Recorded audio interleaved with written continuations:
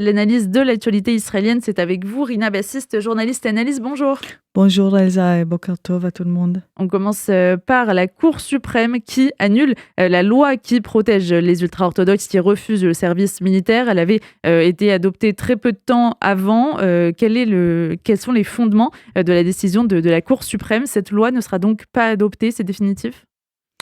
Effectivement, en fait, la coalition avait très peu de temps parce que maintenant que la décision est prise, que le Knesset va se disperser, se dissoudre le 17 juillet, on a en fait que cette semaine à passer toutes les lois qui n'étaient pas passées jusqu'à maintenant, y compris, bien sûr, cette loi qui est très importante pour les partis ultra-orthodoxes. Donc les partis orthodoxes ont réussi à les faire passer à la Knesset, mais la Cour suprême a décidé qu'en fait dans son texte actuel, ça ne peut pas se passer parce que ça incite en fait des citoyens israéliens à désobéir à la loi, à ne pas être inscrites pour servir leur service militaire, ce qui est dans la loi israélienne. Tous les hommes et les femmes à l'âge de 18 ans doivent commencer leur service militaire. Et donc là, la Cour n'a pas dit que la législation est annulée. La Cour a dit que pour l'instant, cette législation est suspendue et qu'il faudra que la Cour suprême, rediscute cette législation avec un cadre plus élargi. Donc, il n'y aura pas un juge, il y aura plusieurs juges qui vont discuter cela, mais là, on n'a pas de date. Et la Cour même va bientôt passer à la mode été, donc ils vont partir en vacances. Et donc, on peut dire que oui, pour l'instant, on ne voit pas comment cette législation ultra-orthodoxe peut être vraiment adoptée. Et ça mène à ce que pour les prochaines élections, potentiellement, Benjamin Netanyahou ne puisse pas compter sur les partis ultra-orthodoxes?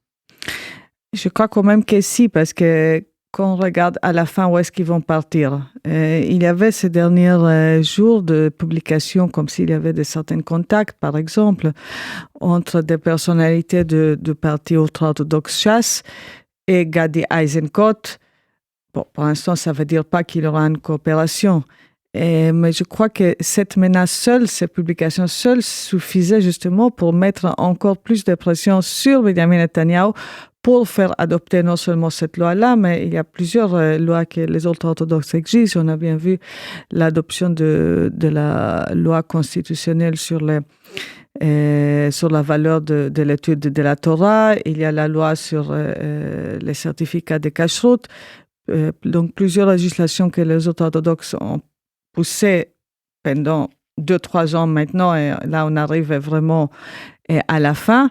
Et Netanyahou se préparant aux élections du 27 octobre, c'est très important pour lui de garder les ultra-orthodoxes à son côté. C'est pour ça qu'on voit cet effort absolument colossal de la part de la coalition de passer ces lois avant le 17 juillet.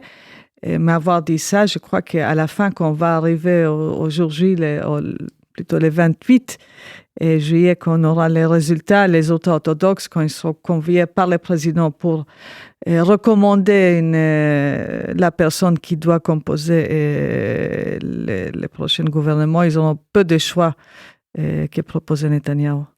Le Premier ministre israélien Benjamin Netanyahou qui va se rendre aux États-Unis en fin de semaine. Il y a les obsèques du sénateur Lindsey Graham, mais aussi il devrait rencontrer Donald Trump a priori. Oui, on n'a pas encore une confirmation officielle, ni de la Maison-Blanche, ni de Jérusalem. A priori, il y aura une rencontre lundi, donc un jour avant le mémorial qui va se tenir. En fait, on n'a pas encore les détails sur sur le funérailles de Lindsey Graham. A priori, il y aura un mémorial à Washington mardi et l'enterrement même mercredi, mais c'est pas encore confirmé. Et ce qui laisse effectivement, si le Premier ministre part à la fin des Shabbat, il arrive dimanche, ça lui laisse lundi pour rencontrer les présidents américains. Il a beaucoup de sujets sur la table. Et bien sûr, il y a l'Iran, mais là, Netanyahou va faire très attention, je pense, à ne pas pousser publiquement Trump à élargir la guerre ni d'appeler Israël à les joindre, mais bien sûr, Tzahal est prêt si c'est jamais demandé.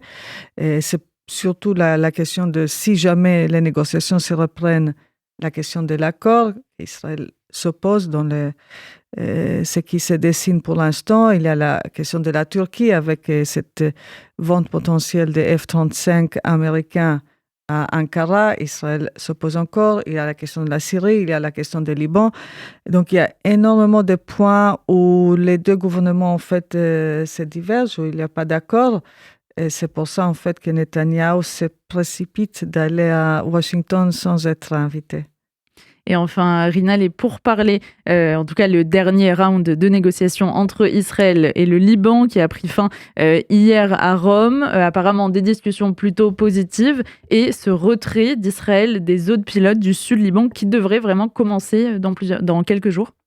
Oui, disons, les discussions sont positives, mais ça avance très, très lentement quand même. Là, c'était encore des discussions au niveau diplomatique, donc avec les deux ambassadeurs, l'ambassadeur israélien et l'ambassadrice libanaise. Donc, il y a un accord en principe que Tzahal va commencer petit à petit se retirer des 2 zones de pilotes et l'armée libanaise qui doit prendre position, mais on n'a pas encore les détails techniques. Et les détails techniques, ils ne sont pas minuscules, c'est quand même assez important.